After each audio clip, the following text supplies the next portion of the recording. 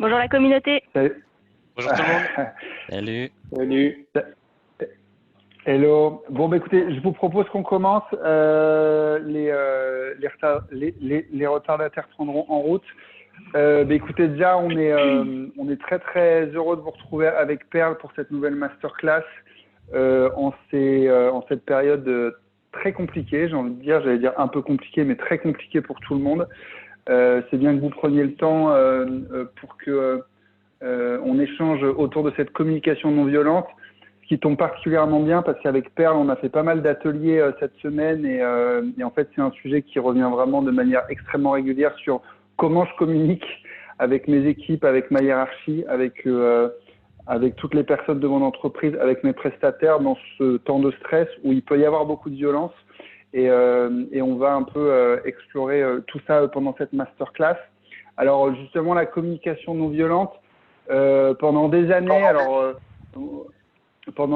on s'est demandé si c'était une méthode, si c'était un état d'esprit. À un moment, c'était très à la mode. Il y a une dizaine d'années, on parlait que de communication non violente. Et en fait, ça pose beaucoup de questions dans les ateliers que vous avez et vous nous dites, mais c'est quoi cette fameuse communication non violente? Qu'est-ce que c'est? Et c'est pour ça qu'avec Perle et notre mentor du jour qui s'appelle Natalia Lindo, qui malheureusement n'est pas avec nous puisque Natalia suit l'actualité de près puisqu'elle est au fond de son lit avec un coronavirus. Donc elle s'excuse et évidemment, mais on a monté la masterclass avec elle. Donc vous inquiétez pas du tout, on va pouvoir vous transmettre tout ce qu'elle voulait partager avec vous. Et c'est notamment Perle qui va beaucoup prendre la parole aujourd'hui. Donc l'objectif de cette masterclass, je vous rappelle les règles comme d'habitude. Vous avez un chat pour ceux qui découvrent Zoom et les masterclass. Vous avez dans votre petite barre trois petits points où il y a marqué converser. Et là, vous pouvez nous poser vos questions au cours de la masterclass, au fil de l'eau. Voilà. Et moi, je prendrai vos questions et je les transmettrai à Perle. Vous pouvez les mettre soit en public, soit en privé. Je vous rappelle que tout ce qu'on va se dire, c'est à l'instar des ateliers, tout ce qu'on partage dans ces masterclass, on est entre personnes de la communauté, il n'y a que des managers, ça reste confidentiel, donc vous pouvez partager sur votre entreprise, sachant qu'il peut y avoir certains de vos collègues de votre entreprise qui assistent à la masterclass, puisque là, on est une petite quarantaine. Avant de passer la parole à Perle et peut-être de te présenter en 2 secondes, 2 objectifs vraiment clés pour nous. D'une part, que vous compreniez ce que c'est la communication non violente et vous verrez que c'est une méthode justement avec 4 étapes clés sans déflorer ce que va raconter Perle. Et le deuxième objectif, c'est que vous compreniez que la communication non violente, c'est pas comme ça d'un claquement de doigts, c'est qu'il faut mettre en place tout un environnement de communication pour que ça se passe bien. Et on va vous donner les clés très pratiques et concrètes pour ce faire. Donc, je vais passer la parole à Perle. Perle Aligan, c'est la responsable des animations Up Together. Donc, certains d'entre vous l'ont en atelier. Voilà, elle coordonne toute une équipe d'animateurs, mais certains d'entre vous ont la chance d'être avec elle en direct. Perle, peut-être pour commencer, quand on préparait cette masterclass avec Linda, moi je vous ai demandé effectivement d'où ça venait cette masterclass. Et tu m'as rappelé en fait d'où ça venait déjà et je trouvais ça intéressant peut-être qu'on commence par là et que sans refaire un cours d'histoire et retomber à la faculté ni au lycée, que tu nous dises vraiment d'où ça vient. Yes, merci beaucoup Grégoire. Donc en effet, avec Natalia, en fait, on a été toutes les deux formées à la communication non violente. Et en fait, finalement, le premier point qu'on voulait vous partager avec vous, c'est que malheureusement, c'est pas Up Together qui a inventé ce beau concept, comme l'a présenté Grégoire, qui tourne un peu depuis quelques temps. En fait, pour vous remettre un petit peu quelques éléments, c'est un grand monsieur qui s'appelle Marshall Rosenberg qui a un petit peu théorisé ce principe. Et en fait, d'où ça lui est venu? Il faut vous remettre dans le contexte des années 1960 aux États-Unis. On est en plein conflit raciaux. Il y a des gens qui essayent de s'exprimer, d'autres qui n'ont pas le droit de s'exprimer. Et justement, en fait, dans ce climat de tension, Rosenberg a vraiment essayé de se focaliser sur pourquoi, quand il y a des gens qui parlent, en face, il y a des réactions violentes. Et pourquoi, quand d'autres parlent, moi je pense pas à Martin Luther King ou autre, en fait, les réactions qu'on va observer sont pas du tout les mêmes. Et en fait, lui, il a théorisé vraiment ce côté-là, de se dire, il y a des situations et il y a des manières avec lesquelles on s'exprime qui vont provoquer de la violence, sans forcément avoir d'ailleurs le ton ou la voix violente. Et ça, il le représente par son petit chacal dans sa main droite. Et ben en fait, pour pouvoir être en bonne interaction avec l'autre, il faut aussi avoir un grand cœur. Et c'est en fait son image avec la girafe. Et ce fameux Rosenberg, en fait, a été très rapidement présenté son concept de communication non violente. Donc, de dire qu'est-ce que la violence dans la communication et comment faire en sorte d'avoir une communication la moins violente possible. Et il l'a présenté entre autres dans les écoles. Donc moi je trouvais ça assez rigolo de vous partager ça parce qu'en fait l'idée c'était de se dire c'est pas que dans le monde de l'entreprise ou que entre guillemets en adulte, c'est quelque chose qui est accessible à tous, qui est compréhensible par les enfants et c'est même souvent eux qui nous montrent les clés.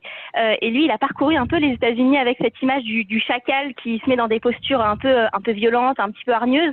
Et cette girafe, je sais pas si vous savez d'ailleurs que la girafe est le mammifère sur la planète qui a le plus gros cœur d'un point de vue on va dire physiologique. Donc il y avait un peu cette double image et ce côté très accessible. Pourquoi aussi on parle de Marshall Rosenberg? Eh ben en fait c'est lui qui a écrit un fameux livre qui est un peu mon bouquin de chevet qui s'appelle Les mots sont des fenêtres ou des murs. Et alors pour moi c'est vraiment un bouquin qui est ultra accessible. Faut pas forcément avoir fait des études de psychosociaux pour comprendre ce qui est dit. Il le dit avec des paroles très simples et c'est vraiment un bouquin d'hygiène de communication à avoir sur le pied de son lit, à partager même avec ses collègues, voire dans sa vie perso. Et c'est vraiment des clés et ça va représenter toutes les étapes qu'on va parler, qui vont être évoquées aujourd'hui, de cette communication non violente. Comment on fait pour être à la fois dans la bienveillance et à la fois dans ce qu'on a quand même envie de dire. Parce que quand on communique, c'est pour faire passer un message. Parce que justement, l'historique c'est important, mais c'est vrai que moi quand on parlait de communication non violente, instinctivement, je me dis c'est une manière en fait qu'on ne se crie plus dessus, qu'on arrête de faire claquer les portes, et à la fois je me disais de temps en temps une bonne engueulade entre collègues quand les choses sortent. On dit souvent qu'il faut percer l'abcès, ça peut être bénéfique et tu souhaitais un peu tordre cette idée reçue que la communication non violente c'est pas juste le fait de parler tranquillement quoi. Oui, tout à fait. En fait, souvent, quand on parle de communication non violente, moi j'ai vu dans les regards des managers que j'ai en atelier des petits coups d'œil dubitatifs du type ah oui, c'est être bisounours, alors du coup, il va falloir que je m'écrase et que je dise amen à tout ce que l'autre me dit. En fait, c'est pas du tout ça. La communication non violente, c'est vraiment la bonne adéquation entre de la bienveillance. Donc, c'est être vraiment dans cette notion d'empathie. On y reviendra à la fin de notre masterclass, mais c'est vraiment être bienveillant. Et à la fois dire ce que vous avez à dire, c'est-à-dire être aligné avec ce que vous souhaitez dire et dire tout ce que vous avez à dire. Donc c'est vraiment cette adéquation des deux. C'est ni être dans le surbienveillant, parce que sinon vous n'arriverez jamais à faire passer votre message, ni d'être dans le trop dur, parce que finalement vous pouvez empêcher l'autre de bien recevoir votre message. Et justement, pour mettre un petit peu en lumière cet exercice-là de communication, ce que je me suis dit, c'est que la meilleure manière de vous montrer ça, c'est de faire un petit exemple. Et du coup, pour faire ce petit exemple, j'ai proposé à Eugénie de se plier à l'exercice. Elle ne sait pas encore ce qui va se passer. Mais Eugénie, je ne sais pas si on a capacité à te voir, en fait, pour préparer cette masterclass, tu avais demandé de réfléchir à une chose. Et je vais vous inviter à tous le faire de votre côté, que vous ayez votre caméra ou pas, que vous soyez en train de manger des pâtes ou pas, mais identifiez une communication, une interaction que vous avez avec quelqu'un, où vous lui avez dit quelque chose, et la réaction que vous attendiez, ou du moins le changement que vous attendiez suite à cette demande ou ce que vous lui avez dit, ne s'est pas produit. Et pour le coup, Eugénie, grande surprise, dis-nous à quoi tu as réfléchi, parce que je te l'avais posé quand même hier pour que tu ne sois pas non plus complètement désarçonnée, mais est-ce que tu as identifié une situation où tu as dit quelque chose à quelqu'un, et en fait, tu lui as demandé quelque chose, et ce qui s'est passé en face, ça ne s'est pas passé comme tu avais espéré. Est-ce que tu as identifié cette situation? Oui, au final, j'ai bonjour tout le monde, mais j'ai un exemple qui m'est venu en tête ou qui était pour moi, dans mon expérience passée, quelque chose que j'ai vécu un peu comme un échec. C'était simplement de demander une augmentation à mon supérieur et puis qu'en fait, je ne l'ai pas obtenue. Donc, j'ai cette situation qui m'est venue particulièrement. Bon, écoute, top, c'est très bien. C'est une bonne situation de base. Peut-être juste, quel est le prénom de ton supérieur hiérarchique? Laurent. Il s'appelle Laurent. Ok. Très bien. Eh ben, on va prendre Laurent en cobaye. Et justement, il me fallait un cobaye Laurent. Et du coup, je vais proposer à ce moment-là à Greg peut-être de jouer le jeu. Greg, est-ce que tu veux bien te mettre dans la peau de ce fameux Laurent, le N+1 de génie? Et ce que je vais te proposer, toi, Laurent, versus Grégoire, tu vas juste recevoir le discours de génie. Pas de questions, pas de rebond. Juste vraiment recevoir ce discours-là et essayer de sentir comment tu te sens. Qu'est-ce que ça te fait? Quel sentiment ça évoque en toi quand tu vas le recevoir? Et Eugénie, eh bien écoute, tu vas avoir 2 minutes pour parler à Laurent, lui dire ce que tu avais à lui demander. Et on va tous se mettre en écoute pour voir comment Eugénie, elle en parle finalement. C'est à toi, Eugénie. Ok. Alors, pour mettre dans le contexte, on est dans une situation où ça se passe pendant mon entretien annuel. C'est à ce moment-là qu'on évoque un peu les possibilités d'évolution et les évolutions salariales aussi. Et du coup, moi, la manière dont j'ai abordé les choses, c'est de lui dire bon, bah écoute, Laurent. Alors, juste Eugénie, je me permets de te couper. Oui. On se met dans la situation, Grégoire, c'est Laurent. Parle-lui comme si c'était lui. Ok. C'était juste pour vous donner quelques... Tu rentres dans la salle, qu'est-ce que tu lui dis? Il n'y a pas de souci. Laurent, écoute, on a fait le point sur ce qui s'est passé sur l'année. Et puis là, on va faire un point particulier sur les objectifs que tu m'avais fixés dans l'année pour voir s'ils ont été atteints. Et moi, ce que j'aimerais te demander, c'est savoir si cette année, je vais avoir une augmentation ou pas. Parce que je sais que tu as le droit, une fois par an, d'accorder une augmentation qu'à une seule personne de l'équipe. Donc, j'aimerais savoir si cette année, cette personne, c'est moi. Et puis, pour te donner quelques éléments, c'est vrai que je sais que ces 3 dernières années, moi, j'ai pas eu d'augmentation de salaire. Et puis, je pense que tous les objectifs de l'année ont été atteints. Donc voilà, j'aimerais savoir si, compte tenu de ces éléments-là, tu penses me proposer pour avoir une augmentation. Ok, très clair. Je vais te poser une première question, Eugénie. Comment tu te sens après avoir parlé à Laurent? Je me sens mal à l'aise parce que j'ai l'impression de devoir me vendre et de donner des arguments et de vraiment parler de moi. Et du coup, je suis pas super à l'aise avec le truc. Et puis en plus, j'ai quand même envie de lui demander clairement si je vais être augmentée. Mais poser cette question-là comme ça, bon, alors, est-ce que tu vas m'augmenter ou pas? Ça me gêne, en fait. Ok, très clair. Et alors, le fameux Laurent, Grégoire, Grégoire versus Laurent. Eh bien, écoute, qu'est-ce que tu as ressenti pendant que Eugénie délivrait le message? Et est-ce que tu as eu envie de faire un changement par la suite? Écoute, ce que j'ai ressenti, c'est juste que, effectivement, j'ai ressenti un peu de malaise et moi-même, ça m'a mis un peu dans une zone d'inconfort.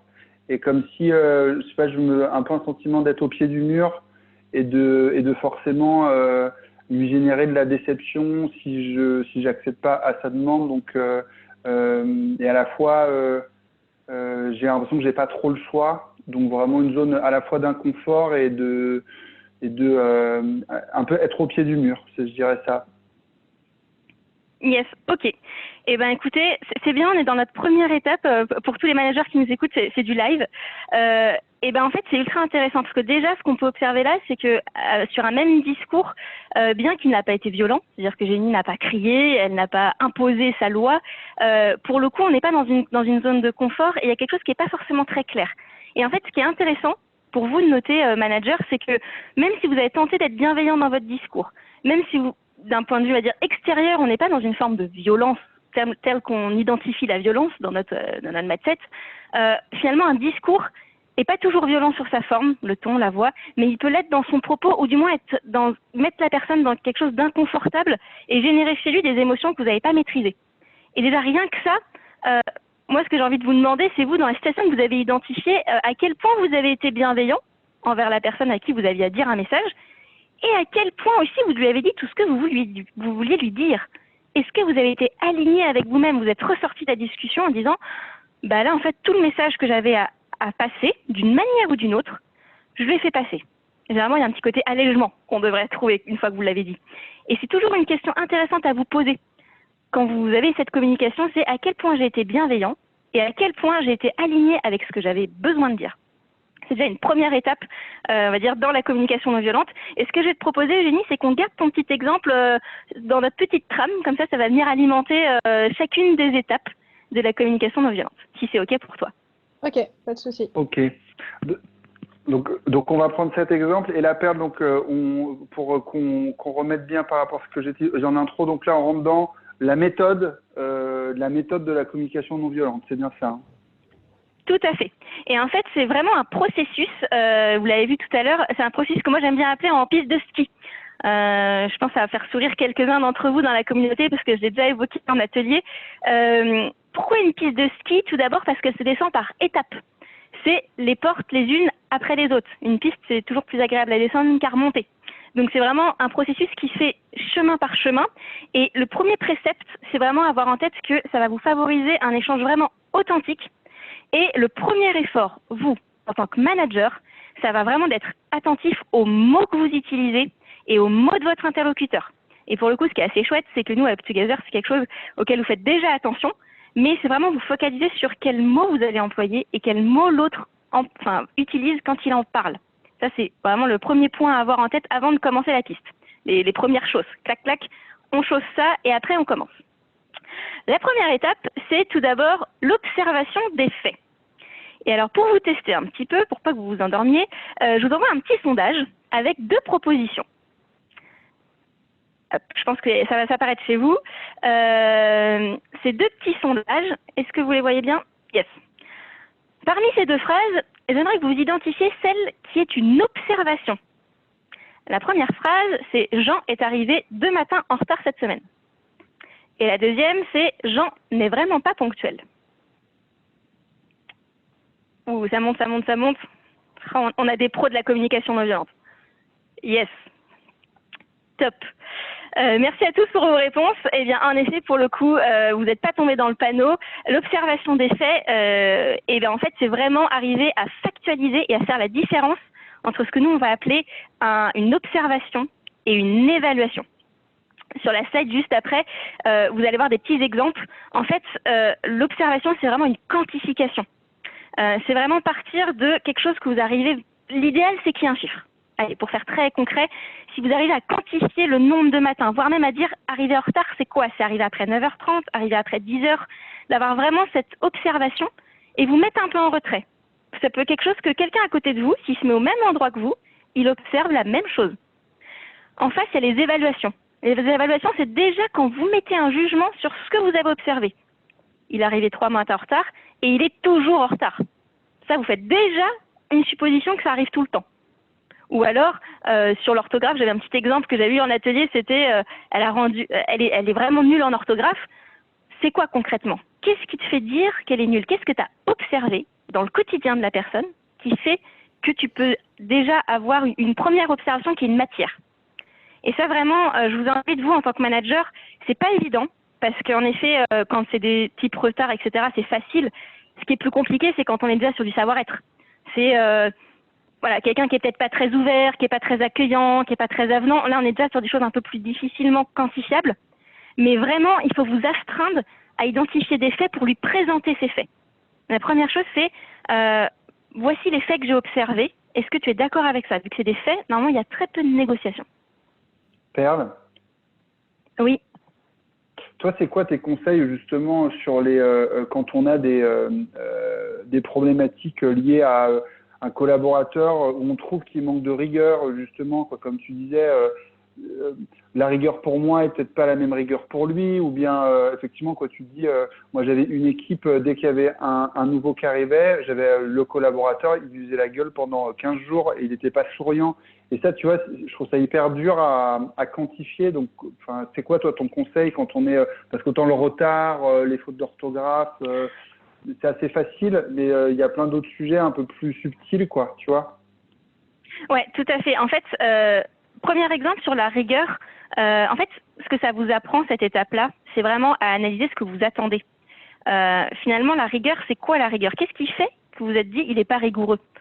Est-ce que c'est en effet des fautes d'orthographe? Est-ce qu'il vous rend toujours un travail en retard? Est-ce que quand il rend un document, c'est pas structuré, etc. En fait, ça vous oblige à déjà identifier dans le quotidien des éléments très factuels où en fait c'est voilà ce que tu as fait voire presque en face, voilà les attendus. Et déjà, en fait, vous êtes déjà dans le « ah mince, peut-être qu'il y a des attendus que j'ai même pas précisés ».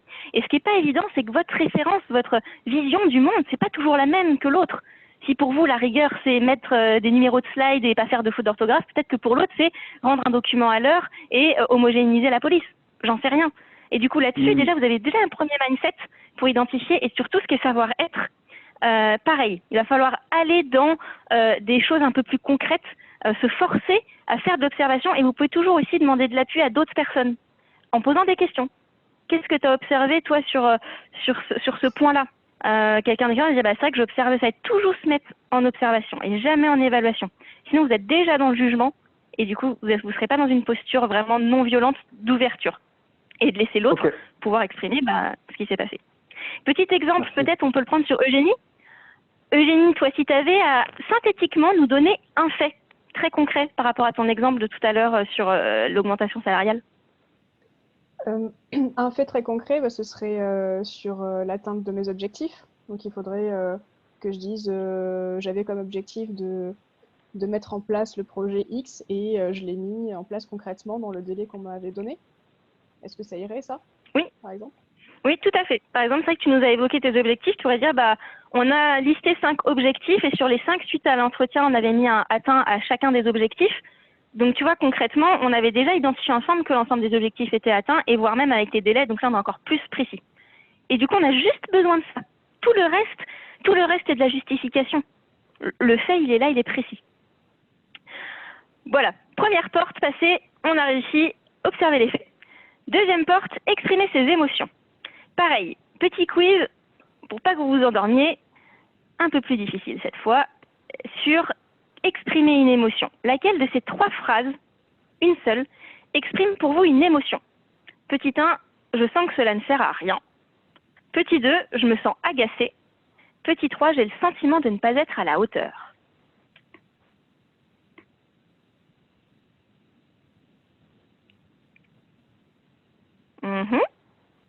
Oh, on a déjà un peu plus de diversité dans les réponses. Yes. Super. Vous êtes taquet, hein, on voit que ça répond vite. Top. Yes, merci beaucoup. En effet, exprimer une émotion, c'est pas si simple que ça. Et en fait, pareil, 2 choses à avoir en tête. Il y a tout ce qui fait partie des sentiments. Je me sens agacée. On est pareil, on est presque dans une forme d'observation. Qu'est-ce que ça me fait au fond de moi? Si j'ai juste à me regarder, c'est quoi l'émotion qu'il y a? Et l'interprétation mentale. C'est-à-dire que vous êtes déjà en train d'analyser que vous avez le sentiment que vous n'êtes pas à la hauteur. Mais c'est quoi finalement ce sentiment? Est-ce que ça vous rend triste? Est-ce que ça vous rend en colère? Est-ce que ça vous rend déçu? C'est vraiment de ne pas être dans une interprétation. Pareil, je sens que je suis nulle. C'est déjà un jugement que vous faites sur vous-même. Observez-vous. Vous prenez un peu de recul, vous vous observez et ok, c'est quoi le sentiment là qui me titille? Et pour pouvoir bien exprimer son sentiment, c'est pareil. Il va falloir alimenter votre petit dictionnaire des sentiments. Et pour ça, je vous ai mis une petite liste juste après. Faut pas hésiter à s'appuyer sur ces listes comme ça en démarrage quand vous expérimentez la communication non violente. Il y a plein de mots qui existent pour exprimer vos sentiments. Ça peut déjà vous inspirer. Et je dirais que au tout début, quand vous répétez un peu chez vous, que voilà, vous voulez un peu travailler dessus, n'hésitez pas à entourer. En fait, non, c'est vraiment ce sentiment-là, en fait. Je suis pas frustrée, je suis vraiment déçue, en fait. Et là, vous l'entourez, vous fixez bien quel sentiment vous éprouvez au fond de vous. Et c'est vraiment ça qui est important sur cette porte-là. Et moi, j'ai une question, Perle, sur les sentiments, parce que, alors c'est peut-être un peu old school, hein, mais pour moi, j'ai un peu l'image du manager qui, justement, doit pas montrer ses émotions, doit toujours être un peu le manager fort, sans faille, que tout le monde a envie de suivre, tu vois ce que je veux dire? Et là, d'après ce que je comprends, c'est que tu me parles beaucoup d'émotions. Alors, c'est des choses pour que nous, on analyse ou après, on va les partager. Enfin, je trouve ça un peu antinomique avec moi, la vision qui est soit un peu archaïque du management, mais tu vois ce que je veux dire? Oui, tout à fait. En fait, alors, en effet, c'est souvent un peu une vision du monde, du moins c'est un peu nos standards de penser que exprimer ses sentiments, c'est une faiblesse. Mais en fait, déjà, ça vous permet d'être authentique avec la personne qui est en face, d'être aligné avec ce que vous ressentez vraiment, et c'est pas évident à partager. Et en fait, il faut le dire. C'est-à-dire, vous donnez le fait, Et après, vous dites, ce fait-là me fait me sentir comme ça. Je me sens en colère. Je me sens pas respectée. Et en fait, le fait d'être vous-même dans cette démarche d'authenticité en face, généralement, dans beaucoup de pourcentages des cas, ça va créer une réaction aussi d'authenticité, de dire, waouh, en fait, elle est dans cette maîtrise, ou il ou elle est dans la maîtrise de ses émotions. Elle est capable de les dire, elle est capable de les nommer, il ou elle, manager, je suis partie sur elle parce que je pense à Eugénie, mais voilà, de nommer ses émotions, en fait, ça vous donne aussi une forme de maîtrise et de voir qu'en fait, c'est pas quelque chose qui est encombrant pour vous, c'est quelque chose que vous maîtrisez et qui en fait une force. Et en fait, d'extérieur, et je vous invite vraiment à tester sur des petits cas, vous verrez qu'en fait, le feedback qui vous revient, il n'est pas forcément celui que vous attendiez. Vous attendriez, mais pourquoi tu me parles de ça? Ça n'est pas du tout en rapport. Si, en fait, et ça montre à quel point ça peut être important ou pas, à quel niveau d'intensité on est au fond de vous. Et ça vous permettra aussi d'alléger un peu. Une fois que c'est dit, en fait, je l'ai dit que j'étais en colère, et déjà vous l'êtes un peu moins. Parce que vous l'avez déjà verbalisé. Et finalement, c'est à vous, en tant que manager, ce côté un peu manager-coach, finalement, d'oser aller vers ça. Et en fait, en face, votre interlocuteur, ça va provoquer ça en lui aussi. Ce côté d'être authentique et en même temps, vous maîtrisez. Oui, Greg? J'ai les premières questions qui tombent là. Il y a quelqu'un qui me demande comment faire quand c'est pas dans la culture managériale de l'entreprise, justement, de partager ses sentiments. Je pense que c'est quelqu'un qui m'a écrit en MP, donc je vais pas dire qui c'est. Justement qui doit avoir un peu cette culture d'entreprise de manager sans faille. Quand c'est pas trop dans l'état d'esprit, dans la culture de la boîte, c'est quoi ton conseil, toi? Moi, je pense que c'est d'y aller par étapes. Vous changerez pas la culture. Enfin, une culture, en fait, c'est composé de plein d'éléments divers. Malheureusement, on n'est qu'un petit grain de sable là-dedans. Donc, y aller par étapes. Peut-être travailler d'abord des points d'équipe où tranquillement vous partagez l'humeur du jour avec des petits supports. Et après, vous, dans vos interactions one-to-one, ça commencera toujours dans une interaction one-to-one, la communication non violente. Et après, ce sera une hygiène de vie. Donc, commencez déjà à dire ce que vous allez faire. Dire, j'ai observé ce fait-là. Tu vois, moi, c'est quelque chose sur lequel je suis pas à l'aise, mais ça génère de la colère en moi, tu vois. Donc, quand ça génère de la colère, et après on passera aux besoins, allez-y. Mollo, hein. Vous n'êtes pas obligé de vous lancer demain à 8h du mat, boum, boum, boum, salut les gars, je me sens en colère. C'est pas évident à faire et je vous le conseille pas parce que ça vous mettra très mal à l'aise. Faites des petites étapes avec les gens avec lesquels vous êtes à l'aise, dans vos équipes déjà. Puis vous passerez au niveau 2.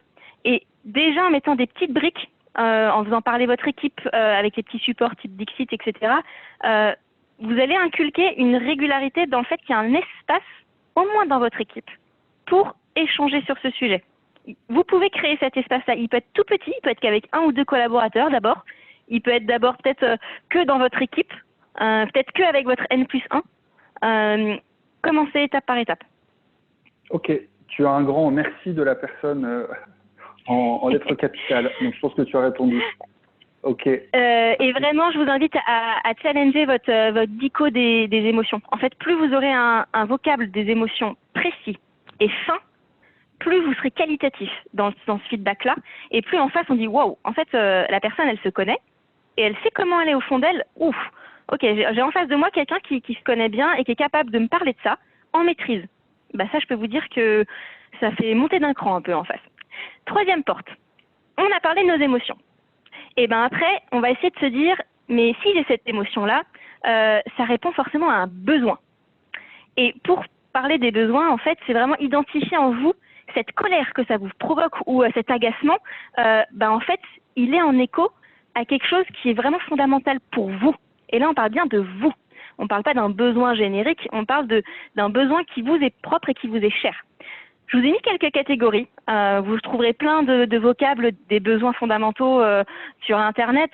Moi, j'aime bien ce petit listing parce que je trouve qu'il est assez opérationnel. Il y a tout ce qui est besoin relationnel, la liberté, tout ce qui est sécurité, tout ce qui est besoin de sens, les besoins de célébration, l'identité et l'accomplissement de soi. Et en fait, ça peut paraître un petit peu grandeur, un petit peu très grande. Je ne vais pas parler de mon besoin de sécurité alors qu'on est en train de parler du retard de mon stagiaire qui est arrivé depuis une semaine. Mais néanmoins, en fait, ça va permettre d'identifier pourquoi ça vous met en colère. Si vous avez une émotion, c'est bien qu'il y a quelque chose qui n'est pas OK avec vous-même. Et du coup, c'est vraiment un exercice d'aller identifier ce besoin-là. et de se dire, ok, en fait, je suis agacée parce qu'en fait, j'ai vraiment besoin d'équité dans l'équipe. J'ai besoin que tout le monde soit au même niveau et que tout le monde respecte le fait que chacun fait l'effort d'arriver à l'heure. Et alors, c'est pareil, je vous ai mis une petite liste dans la slide juste d'après, qui est tirée en fait de la même compo que moi j'aime bien. C'est pareil, n'hésitez pas à l'entourer quand vous faites un peu l'exercice, ou alors quand vous revisitez une communication que vous avez eue, vous ressortez, oh là là, c'était pas trop communication non violente. Ok, comment je me suis sentie, pour l'émotion, et finalement de quoi j'ai vraiment besoin, et vous entourez le besoin. Et là, il y a un panel très riche, et c'est vraiment identifié à qu'est-ce que ça vient gratter en vous. En fait, c'est ça dont j'ai besoin. Moi, j'ai besoin de rigueur, j'ai besoin de sens, j'ai besoin par exemple, j'ai besoin qu'on ait confiance en moi. C'est ça, en fait, que je dois dire à mon chef. J'ai besoin qu'il ait confiance en ma capacité à réussir. Et ça vous permet déjà, et je ne sais pas si vous vous rendez compte, on est déjà dans une prise de hauteur. En fait, cette discussion, elle existe parce que vous avez un besoin qui est inassouvi. Et que du coup, vous avez besoin de l'exprimer à l'autre. Et déjà là, on est dans une maîtrise aussi de ce que vous ressentez et de cette communication. C'est vraiment maîtriser les éléments de la communication. Top. Peut-être. Je me permets, avant qu'on passe moi j'ai hâte qu'on arrive au vin chaud, donc à la 4e étape. Il y a Angélique qui se demandait, mais c'est peut-être lié plus à l'étape d'avant, mais de manière globale. Toi, comment tu gérerais dans cette dynamique de communication non violente quand ton interlocuteur est déjà dans un état émotionnel à chaud, crie, pleure, enfin vraiment que c'est parti dans le tour. Super question. J'avouerais, on l'attendait un petit peu.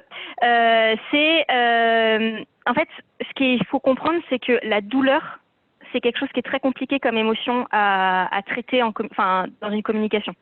C'est-à-dire que généralement, quand vous faites un reproche à quelqu'un ou que quelqu'un a quelque chose de très fort à vous dire, s'il est très chargé émotionnellement, moi j'aime bien cette image de chargé émotionnellement, c'est-à-dire qu'on sent qu'il y a de la tension, U égale RI presque dedans. S'il est chargé émotionnellement, ça peut être très compliqué de descendre la piste. Peut-être que vous allez arrêter à un point, parler du fait, et n'hésitez pas, vous avez le droit, et ça je pense qu'on ne le prend pas assez, vous avez le droit de mettre fin à une conversation.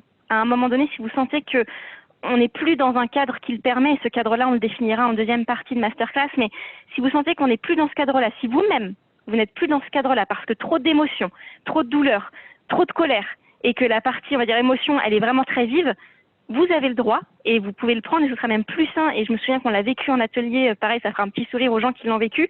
J'ai trouvé ça, ce feedback-là, ultra riche de dire, j'ai dit stop, peut-être que là, on est tous les deux très chargés, je te propose qu'on reprenne la discussion à un autre moment où on aura digéré ces émotions-là.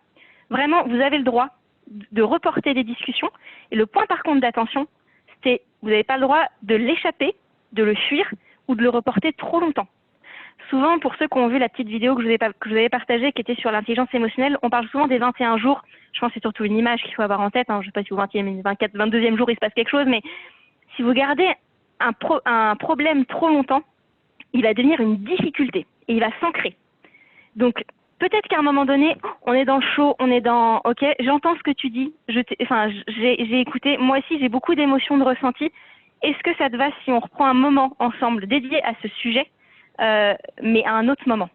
Vous avez le droit de le reporter parce qu'en fait, ça vous permettra d'être plus dans la maîtrise et déjà de redescendre, d'avoir une émotion plus tiède que chaude. Donc, je vous invite vraiment à le faire et pareil, ça démontrera votre maturité à être dans cette maîtrise émotionnelle. Et il faut pas hésiter, vous sentez que ça vient trop. Ok, est-ce que ça te va Voilà, moi j'ai atteint un point où je peux pas en parler. Je te propose, on en parle demain matin, on se focalise là-dessus et comme ça, ce sera plus constructif. C'est à vous de driver le truc, vous êtes pilote de vos émotions. Ok, super cool, super intéressant. Est-ce qu'Angélique, tu nous dis dans le chat si ça répond à ta question, si tu as une question complémentaire Oui, pardon, Perle, je t'ai coupé, tu voulais passer peut-être pour rebondir, je voulais faire rebondir Eugénie, parce que je me suis dit, Eugénie, tu nous as parlé de ton fait, ton émotion, tu l'as presque décrit, donc peut-être que tu peux le reprendre. Comment tu pourrais décrire cette émotion à ton fictif Laurent? Dans la conversation où j'en suis au moment où je lui demande et où j'attends encore sa réponse, je me sens mal à l'aise d'expliquer ma situation et de devoir mettre cette conversation sur le tapis, en fait. Et si j'essaie d'aller plus loin sur mon besoin, en fait, c'est intéressant cette discussion parce que je me rends compte que si je lui demande ça et si c'est important pour moi, c'est parce que j'ai besoin de justice en fait. Je me dis si jamais j'ai atteint tous mes objectifs et qu'en plus j'ai pas été augmentée ces 3 dernières années, ça me semblerait injuste. Du coup, je le vivrais comme une injustice de ne pas l'avoir cette année et du coup, finalement, ce qui ressort chez moi, je pense que ce serait plutôt ça, un besoin de justice. Je sais pas si c'est Très un clair. besoin, comment tu le vois toi, mais Non, c'est très très clair. Je veux dire, je vous donne des listes pour vous aider parce qu'en effet, c'est pas évident de trouver le distinguo, mais c'est très clair. Et là, tu vois, déjà, on est dans un discours très concis. On a un fait, on a une émotion, on a un besoin. Donc entre guillemets, moi en face, presque en tant que manager, je me dis ok, j'ai bien identifié en fait ce qui te faisait du mal ou ce qui te mettait mal à l'aise. J'ai bien identifié que c'était ce sentiment de justice. Et déjà, ça me met pas dans la même posture quand tu m'en parles. Et du coup, on va arriver à la dernière porte juste avant le vin chaud, qui est formuler une proposition. Formuler une proposition, déjà, pour moi, il y a 4 grands tips pour formuler une bonne proposition qui est alignée aux besoins. Le premier, c'est utiliser un langage plutôt positif. Être vraiment dans ce côté, on propose quelque chose, voire même on pose une question, on n'impose pas. Deuxième tip, c'est votre demande, elle doit être précise. On n'est pas dans arrive plus jamais en retard. Parce que déjà, à la base, c'était la règle. Donc en fait, c'est une demande qui n'est pas forcément précise. Et c'est à partir de lundi prochain, pour toutes les fois où tu arrives en retard, voici ce que je te propose. Est-ce que tu es d'accord pour faire reformuler votre interlocuteur? C'est pas évident à faire, mais d'une manière ou d'une autre, essayez de lui faire reformuler pour voir s'il a bien compris ce que vous lui demandiez, ce que vous lui proposez de faire ensemble. Est-ce que c'est clair pour lui? Est-ce qu'il a un exemple de ce que ça va produire? Est-ce qu'il a bien vu ce qu'il allait se passer demain à 8 heures? Est-ce que c'est concret? Et enfin, 4e tips, demandez plutôt qu'exiger. Si vous exigez, et c'est un petit peu ce qu'a fait Eugénie d'une certaine manière, en face, la personne, il faut qu'elle sente qu'elle puisse dire non. C'est une proposition que vous lui faites. C'est pas demain, ça se passera comme ça. C'est ce que je te propose qu'on mette en place, c'est ça. Tu as le droit de dire oui, tu as le droit de dire non. Et si tu dis non, on reformulera pour trouver ensemble une proposition et un consensus.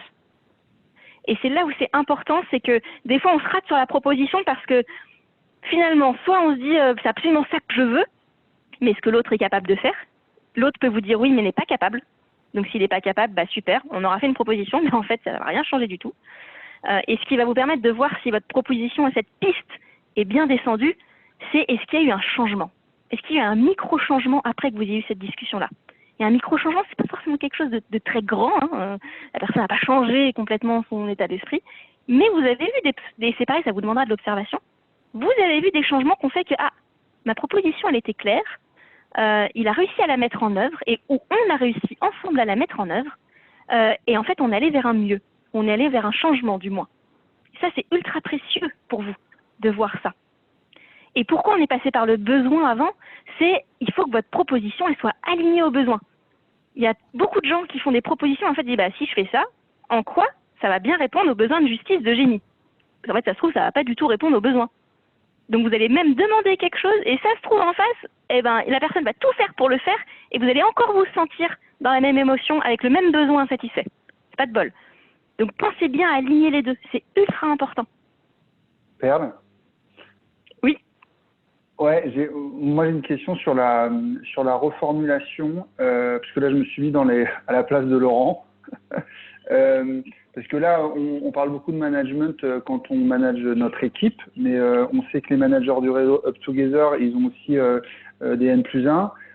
Et quand tu es en communication non violente avec quelqu'un qui, entre guillemets, hiérarchiquement est au-dessus de toi, moi je me mets à la place de Laurent, je l'aurais un peu mauvaise que Jenny me dise est-ce que tu peux reformuler, Laurent, pour que tu as bien compris mon besoin Tu vois ce que je veux dire? C'est vachement compliqué oui, de faire reformuler, autant quand l'exemple du stagiaire et du retard, c'est bon. Est-ce que c'est bien clair? Est-ce que tu peux me redire ce qu'on passe la semaine prochaine? Ça s'entend. Quand tu es avec des niveaux un peu plus élevés ou avec, tu vois, ça peut paraître un peu infantilisant. Donc comment tu ferais, toi? Oui, tout à fait. Alors déjà, la première étape, c'est déjà de poser la question plutôt que d'affirmer. Déjà, quand vous lui posez une question, il faut que la personne vous réponde en face. Théoriquement, bien sûr, elle peut vous répondre un oui sec. Généralement, vous pouvez l'inviter à du coup comment ça va se passer. Maintenant qu'on a discuté de ça et qu'on a établi ça, comment tu penses que ça va se passer pour toi? N'hésitez pas à aller dans le questionnement. Faites questionner, ça vous obligera à ce que la personne reformule. C'est tout l'art du coaching et de ce que vous pratiquez d'ailleurs dans les ateliers Up Together. Hein. Le fait de questionner l'autre, ça l'amène lui-même à reformuler ce qui va se passer. Donc en effet, il y a les caches en disant merci Laurent, est-ce que tu peux me reformuler ce que je viens de te proposer? C'est sûr, ça ne marchera pas à premier abord. Posez-lui la question. Est-ce que c'est clair pour toi? Et d'ailleurs, dans la proposition, je vais inviter Eugénie. Si tu avais une proposition à faire, alignée avec ton besoin de justice, comment tu formulerais? Au final, je me rends compte que puisque mon besoin, c'est un besoin de justice, c'est pas tant finalement d'obtenir l'augmentation, mais c'est de bien comprendre si jamais je l'ai pas, pourquoi je l'ai pas et en quoi ce serait pas injuste. Du coup, ce qui m'importerait, ce serait de demander à Laurent, Laurent, est-ce que tu accepterais qu'on discute que de ce sujet-là à un autre moment pour que tu m'expliques ton choix et si jamais je l'ai, pourquoi j'ai une augmentation et si jamais je l'ai pas, pourquoi, quelles sont les raisons qui font que je l'ai pas. Et puis si jamais les raisons sont expliquées clairement, peut-être que du coup ça annulera je sentirai pas cette décision comme injuste, donc ça m'irait très bien. Donc du coup je lui proposerai un rendez-vous pour parler que de ça. Alors déjà, en plus, ce qui est ultra chouette, c'est cette question de proposition. Moi, j'adore ce que tu viens de dire, Eugénie, parce que c'est déjà, on se sent plus à l'aise de se dire, bon, déjà, elle me fait une proposition, donc j'ai le droit de dire oui, j'ai le droit de dire peut-être non, mais je peux au moins lui faire une contre-proposition. Et du coup, là, à Laurent, après, de peut-être pouvoir lui dire, en effet, oui, ou peut-être pas tout de suite, parce que j'ai pas assez de visibilité. Finalement, moi, j'ai pas fait tous les entretiens avec tout le monde. Là, ça lui laisse, on va dire, des portes d'entrée. Et du coup, vraiment, la reformulation, ça peut passer par plein de types. Du questionnement, de la projection, on pourrait dire, ok, du coup, demain, comment tu penses que ça va se passer si on faisait un petit film, comment ça se passerait? Aller dans du concret, ça peut très bien marcher comme ça aussi. Mais en effet, c'est un bien pointé parce que c'est pas facile. Oui, Grégoire? J'ai deux questions coup sur coup qui sont un peu dans la même veine et je pense que c'est parce qu'on parlait de salaire là. Je prends la dernière. Comment faire quand le besoin des gens de mon équipe est uniquement basé sur l'argent?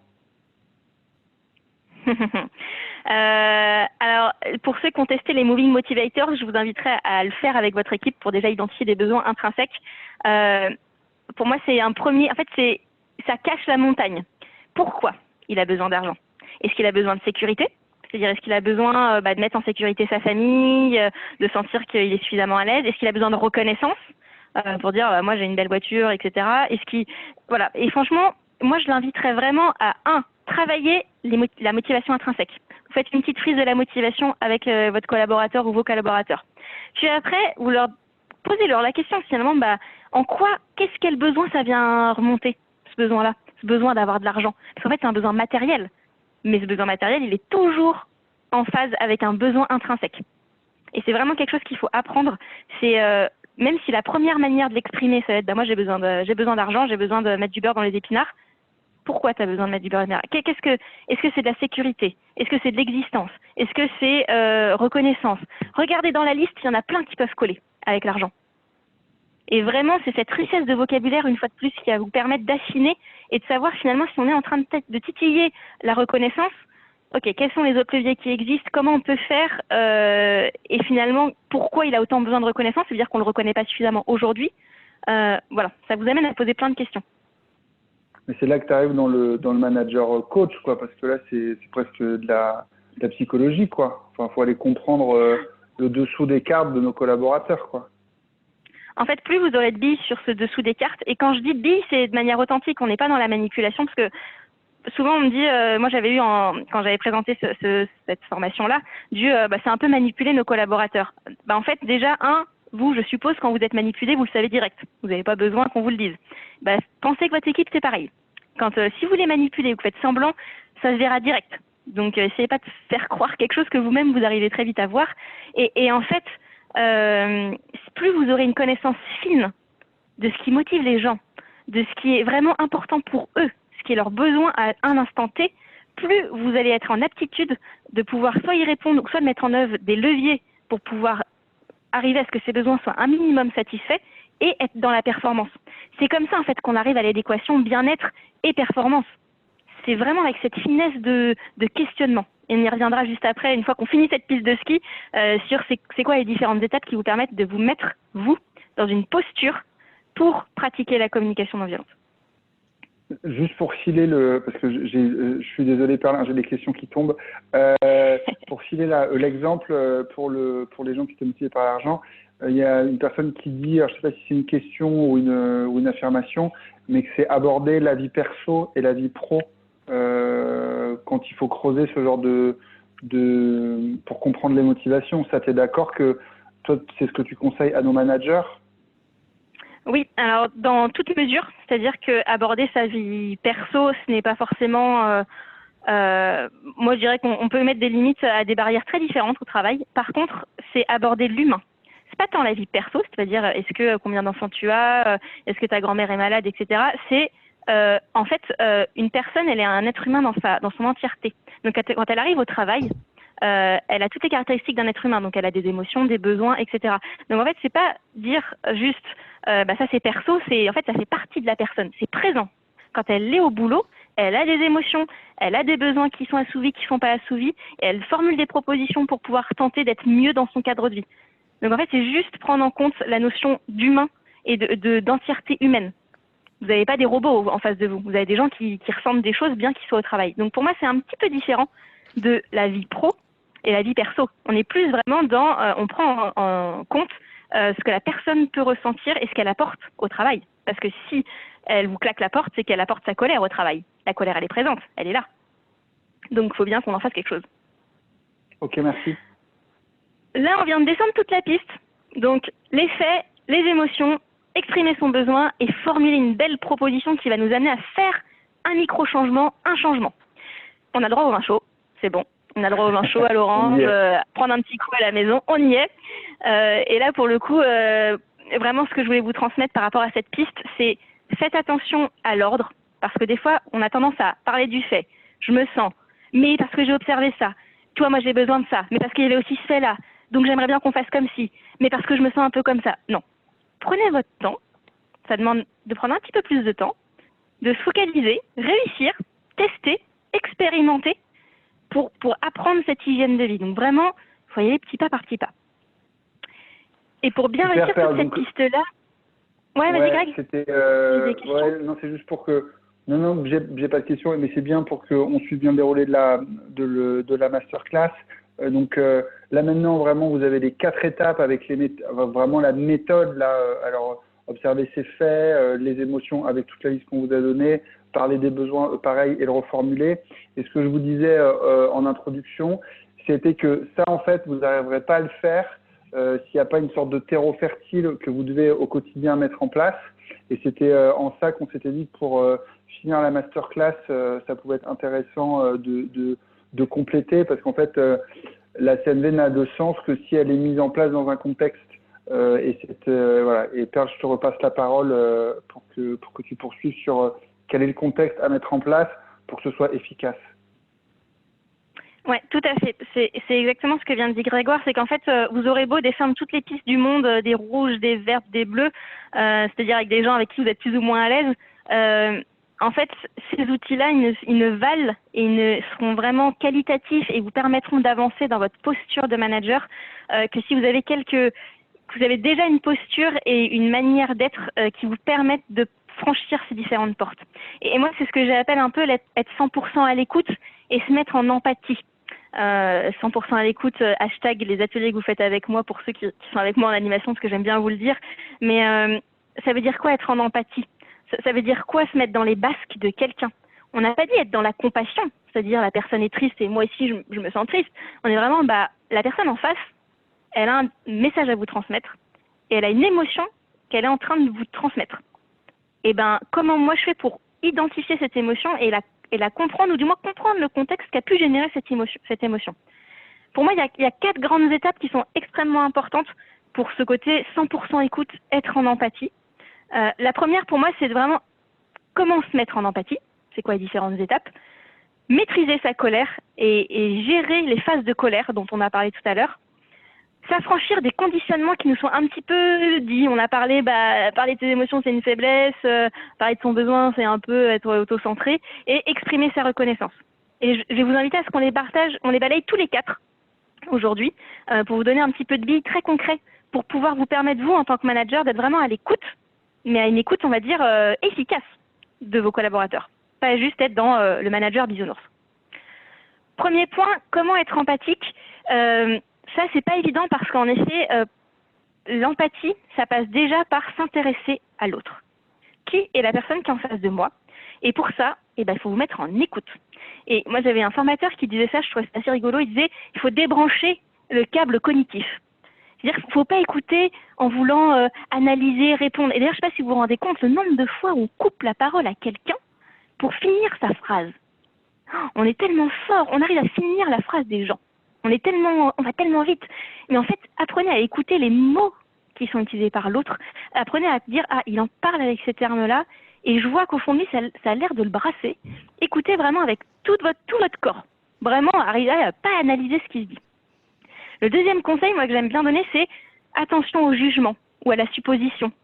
Pour ceux qui, je sais, sont des grands fans des accords Toltec dans nos ateliers, on n'est pas... Voilà, évitez de juger. Évitez de vous mettre déjà dans « Ah, s'il me dit ça, c'est qu'il m'aime pas. Ah, s'il me dit ça, mais de toute façon, il était vraiment nul. Je vois pas pourquoi il remonte ça. » Et mettez-vous vraiment dans cette phase d'observation où vous allez vous poser des questions. Cette personne est en train de vous répondre. Écoutez ce qu'elle vous dit vraiment et sans la mettre dans une case tout de suite. Ou sans tout de suite vouloir répondre au problème, résoudre le problème, donner une solution, juste en observant. Et en étant authentique. Authentique et sincère. Authentique, c'est pour moi quelque chose qui est assez important, c'est vraiment l'alignement. C'est vous êtes authentique avec ce que vous avez envie de dire, avec vos émotions, votre besoin, et c'est vous qui parlez. On dit souvent en atelier, on parle à la première personne, on parle au je. C'est vous qui vous exprimez, c'est ni l'entreprise, ni ça, vous parlez, et vous parlez de manière très sincère. Et enfin, paraphraser, c'est tout l'exercice que vous me voyez faire des fois en atelier, mais c'est vraiment ce côté reformuler. Reformuler avec vos mots pour être sûr de bien avoir compris ce que la personne, elle essaye de vous dire, avant même d'être dans la décision, je trouve une solution, etc. Donc en fait, ça c'est vraiment des tips qui, bien sûr, des fois vous êtes pris par vos émotions et c'est là que je vous mettais le petit warning. La douleur, c'est compliqué. Quand vous avez déjà une grosse charge émotionnelle, ça ce que je voulais présenter, c'est un peu c'est pas de la théorie, mais c'est des tips. Des fois vous en utiliserez qu'un. Vous ferez au mieux de ce que vous pourrez avec toute la douleur que vous avez vous et toute la douleur ou toute la charge émotionnelle qu'il peut y avoir en face. Donc vraiment, voilà, c'est quelque chose qu'il faut tenter de faire. Il faut tenter de se mettre dans cette situation et je vous conseillerais vraiment de commencer par des moments plus faciles, avec des gens avec lesquels vous êtes à l'aise, avec des personnes à qui c'est plus facile parce que si vous commencez tout de suite avec Paula, avec qui vous prenez la tête depuis 3 ans, qui vous écoute pas, etc., ça sera déjà un gros gap, quoi. Il y a déjà beaucoup d'émotions qui sont là, donc c'est pas toujours facile à traiter. Perle ? Oui ? Dis-moi, il y a une... Moi, j'ai pas mal de questions sur cette empathie, donc se mettre dans les pompes de l'autre. Là, on est dans une crise sanitaire où on est tous à distance. On l'a vu dans les ateliers, toi comme moi, les difficultés que ça peut générer en termes de communication. Alors, il y a des choses super positives, mais il y a des choses compliquées. Est-ce que toi, tu as des conseils que tu as toi ou que tu as entendu dans les ateliers pour justement faire preuve d'empathie et bien comprendre où en sont nos collaborateurs pour mieux les accompagner, particulièrement en ce moment quand on est en visio? Ouais, moi j'ai vu plein de belles pistes pour ça. On l'a un peu appelé la convivialité, finalement, comment être convivial à distance et être à l'écoute des émotions. Finalement, on a encore plus besoin de l'être, j'ai l'impression, du fait qu'on ne se voit pas. Il y avait plein de petites pistes très chouettes du type avoir le café du matin et l'apéro du soir en visio, dire au moins bonjour sur le Slack, pratiquer un peu l'humeur du jour. J'ai même eu un super atelier où en fait on a dissocié, on s'est dit que finalement c'était peut-être mieux de dissocier les moments qui sont faits pour la convivialité, donc pour en fait prendre la température, prendre le pouls de l'équipe et les moments qui sont vos points d'équipe. Je trouve ça ultra chouette, c'est un atelier de cette semaine où on disait le reporting, etc., le fait de partager sur ce qu'on fait chaque jour, peut-être qu'il faut encore plus se séparer aujourd'hui qu'on est en télétravail, de ce moment où on se retrouve, on prend le café du matin en équipe, voilà, comment vous vous sentez, utiliser des petits visuels comme on utilise en atelier, faire des petits challenges, tiens, l'objet insolite dans ma maison, c'est celui-là. Il y a plein de petits trucs et astuces assez fun qui vous permettent de garder ce contact et identifier l'empathie. Parce qu'en effet, à distance, c'est plus compliqué. Et le deuxième conseil que je voudrais vous donner, c'est les sujets qui sont compliqués ou les sujets de crispation que vous avez aujourd'hui qui sont assez gros. Moi, je vous conseillerais pas, si vous n'êtes pas habitué à la communication non violente, de les traiter à distance. Il y en a qui vous allez devoir traiter, donc vous ferez du mieux que vous pourrez et vous pourrez vous appuyer sur ces sujets-là. Mais prenez pas des sujets trop gros. Et si vous en avez malgré tout à traiter, ce qui est intéressant avec la visio, c'est que vous pouvez prendre un peu plus de temps, vous pouvez avoir votre papier, votre crayon et vous notez un peu cette piste. En fait, c'est quelle émotion que je suis en train de ressentir? Hop, je l'entoure. Vous l'évoquez. Tiens, mon besoin, tiens, je l'entoure. Ça vous permet d'avoir un petit peu une désynchronisation finalement pour pouvoir pratiquer toujours sur des cas faciles. Faites attention parce qu'en effet, si vous prenez un cas trop difficile à distance, on peut vraiment se méprendre sur ce que l'autre ressent. Ok, merci. Le deuxième point que je voulais partager avec vous, c'était exprimer sa colère. On en a pas mal parlé. Exprimer sa colère. Moi, les 4 petits tips qu'on m'a appris, moi typiquement, qu'on m'avait appris en formation, que je souhaitais partager avec vous, c'était quand vous sentez que ça monte trop, vraiment faire une pause et respirer profondément. Alors ça fait un peu ashram quand on dit comme ça, on a l'impression qu'on va faire du yoga en face de l'autre qui est en train de s'énerver contre nous. Mais c'est pas ça. C'est vraiment en fait, je ne sais pas si vous vous rendez compte à quel point on respire peu, mais vraiment, quitte à laisser un blanc, prendre votre respiration très profonde, vous laissez une pause, vous laissez vos idées, en fait, elles vont toutes seules se remettre un peu alignées. Vous identifiez tout de suite dans votre esprit, c'est quoi les jugements qui vous sont venus. C'est mais lui, à chaque fois, c'est vraiment mon mouton noir. Ouais, ok, d'accord, lui, il est en train de me juger là-dessus, c'est vrai que je suis pas à la hauteur. Vous regardez tout ça, vous les regardez un petit peu en disant, ok, tout ça, c'est mes jugements. Et en fait, c'est quoi mon besoin que j'ai envie de lui évoquer là? De quoi j'ai besoin pour que ça se passe bien dans les prochains jours. Et vous lui en parlez. Et comme quoi la communication non violente, c'est aussi une manière, un peu une hygiène qui vous permet dans des situations de crise de, pareil, se focaliser, identifier les jugements, les mettre de côté, identifier son besoin, ses sentiments, et arriver à en parler avec une forme de maîtrise. Et c'est ça l'intelligence émotionnelle. C'est une forme de maîtrise et c'est pas refouler ses émotions, c'est vraiment arriver à en faire une force. Le troisième petit point que je voulais évoquer avec vous, c'était s'affranchir de nos conditionnements. On en a un peu parlé. 2 gros conditionnements qui existent beaucoup. Je ne sais pas si c'est d'ailleurs à l'étranger, mais je dirais en France, c'est quelque chose qui existe beaucoup. C'est montrer sa sensibilité, c'est une faiblesse. C'est ce que tu me parlais tout à l'heure, Grégoire. C'est dans ma boîte, les émotions, ok, c'est un peu bisounours, ça fait même faible. Tentez le coup sur des petits trucs, mais tentez. Vous verrez qu'en face, il y a quelque chose qui va se passer qui sera différent. Et pareil, le deuxième conditionnement qui est, si j'exprime mon besoin, je vais le dire au je suis égoïste. Je suis en train de me focaliser sur moi, ma petite personne, qu'est-ce que moi, père, j'ai besoin pour avancer. Pareil, en fait, on évolue tous ensemble et c'est fou parce qu'on ne sait même pas de quoi l'autre a besoin. Et on suppose, on fait des choses, on met beaucoup d'énergie pour faire plein de choses. Et en fait, on répond même pas aux besoins de l'autre. Donc c'est quand même trop bête de passer toute cette énergie qui est dilapidée à même pas répondre aux besoins de l'autre. Donc vraiment, pareil, faut oser le faire pour sentir et faites-le dans des petits périmètres que vous connaissez bien, qui vont vous mettre en confiance et qui vont vous permettre de pratiquer. Et enfin, 4e point, une fois que tout ça s'est passé ou qu'il y a des choses qui se sont passées, et on fera sûrement une masterclass sur le feedback, mais exprimer sa reconnaissance. Et vraiment, pareil, comment la communication non violente, ça peut venir alimenter cette manière de faire un feedback positif. Une fois que vous avez observé le micro-changement, la première chose pour la reconnaissance, c'est vous citez l'action qui a contribué à votre bien-être ou à cette amélioration. Il y a une action, il y a quelque chose que vous avez observé, il y a ce micro-changement que vous avez observé. Celui-là, vous le captez. C'est pareil, on l'observe, on le tient. C'est quel besoin qui a été satisfait quand cette personne a fait ça ou quand il s'est passé ça? En fait, je me suis plus sentie dans l'injustice, comme nous a évoqué tout à l'heure Eugénie. Et en fait, quel sentiment ça m'a fait? Ça m'a allégé. Ça m'a rendu enthousiaste. En fait, ça m'a rassurée. Ça m'a donné de la confiance en moi. Identifiez ça. Déjà, pour vous. Et l'idéal, c'est de le faire en feedback pour l'autre. Parce qu'en plus, c'est très clair. Et on voit très bien à quoi on a répondu et en quoi ça a été une réussite. C'était les 4 petits points que je souhaitais vous partager pour vraiment vous mettre dans ce mindset communication non violente. Je sais pas s'il y a des questions Dis-moi, ou des rebonds. Ouais, si, Oui. mais justement, il y a quelques questions. Il y a notamment, et je vous propose, je ne sais pas si Delphine, tu nous entends, mais si tu peux activer ton micro, parce qu'on est en chat avec Delphine depuis tout à l'heure sur les histoires de quand on parlait des salaires pour motiver les gens, voilà. Je ne sais pas si c'est peut-être plus simple que tu partages avec Perle, toi, ton retour et peut-être ta question, ou pour que tu peux essayer de parler, Delphine, voir si on t'entend. Vous m'entendez là ou pas? C'est bon? Ouais, vas-y, on t'entend. Merci en tout cas pour ces échanges. Alors, moi, j'essaie notamment sur l'exemple qui est... Non. Désolé, on t'entend pas très bien. Je vais essayer, on va voir, ma connexion Internet n'est pas très bonne. Je ne partage pas forcément le point de vue sur ChatGPT, notamment sur utiliser l'humain pour la hausse de salaire. Si vous prenez ça, alors c'est sûr qu'un collaborateur, c'est une personne humaine donc on ne peut pas séparer les émotions et les placards cantantes.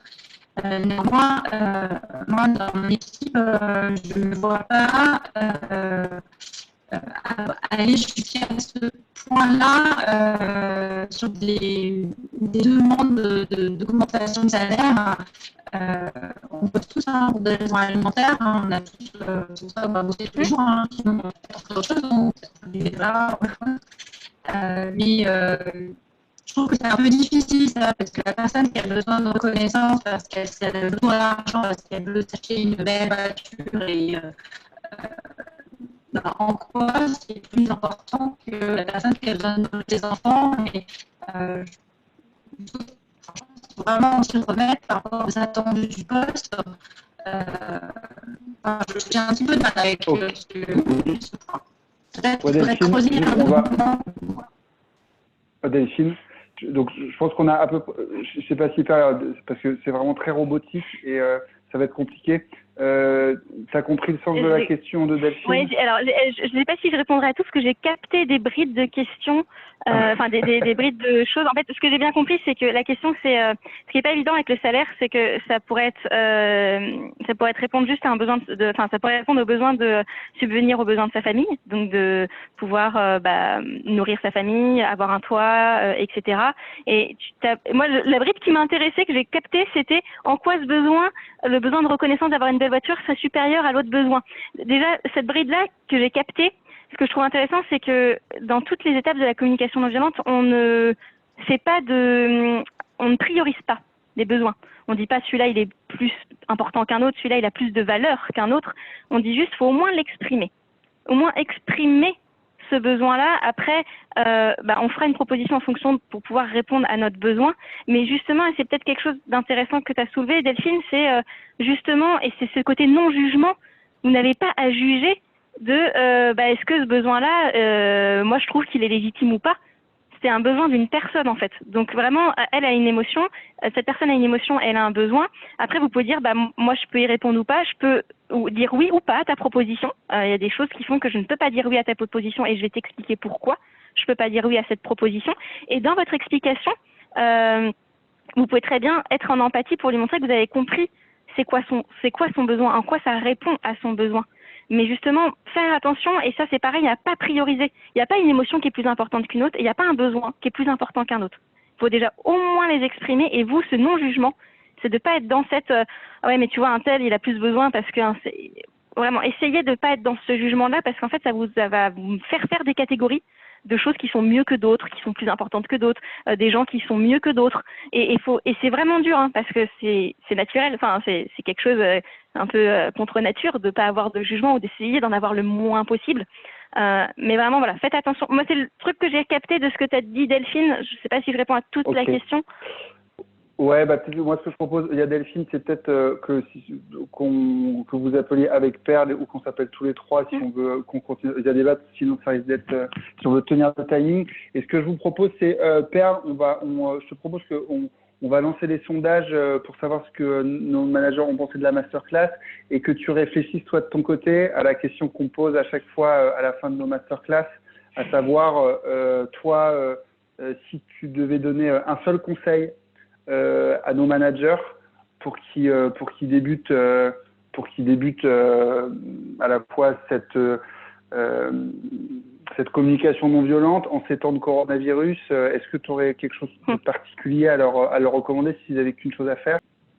Perle, c'est à toi. Yes. Eh bien, non, tout d'abord, le conseil que je pourrais donner, parce que pour le coup, c'est quelque chose qu'on nous avait parlé aussi en formation de communication non violente, c'était vraiment le fait de prendre son temps. Parce que tous les outils du monde remplaceront jamais, surtout quand on parle de communication et d'humain, tous les outils du monde dont vous aurez beau appliquer le process à la lettre, en face, vous aurez toujours des cas différents. Donc, c'est vraiment plus vous vous connaissez vous, plus vous savez entendre vos émotions, être à l'écoute de vos besoins déjà avec vous-même, plus ce sera facile de l'être avec l'autre et de commencer par des petits pas. De ne pas se lancer tout de suite dans le premier bain et d'arriver à le faire régulièrement pour que ça devienne plus une hygiène de communication, plus qu'à un moment donné, boum, tiens, il faut que je fasse la piste, et puis tous les autres fois, je ne la fais pas. C'est voilà, vraiment, prendre votre temps, faites-le dans des premiers environnements, pratiquez le maximum possible pour vous approprier cette manière de faire, cette manière de communiquer, osez. Plus on se rate, plus on apprend. Osez le tenter pour pouvoir voir ce qu'il y a en face et vraiment voilà, de faire cet outil. Appropriez-vous-le, c'est la meilleure chose que je pourrais vous conseiller de faire avec cet outil. Et bien sûr, de lire ce bouquin qui est vraiment super chouette et qui est vraiment simple. Et si pour ceux qui aiment pas trop lire et qui veulent plus être un peu plus vidéo, pareil, la petite conférence Cessez d'être gentil, soyez vrai, c'est vraiment extrêmement intéressant à pratiquer en famille, en perso, en pro, et ça vous donne vraiment des clés de communication qui sont très très riches et qui vous permettent d'avoir beaucoup de maturité sur le sujet. Ok, merci beaucoup Perle.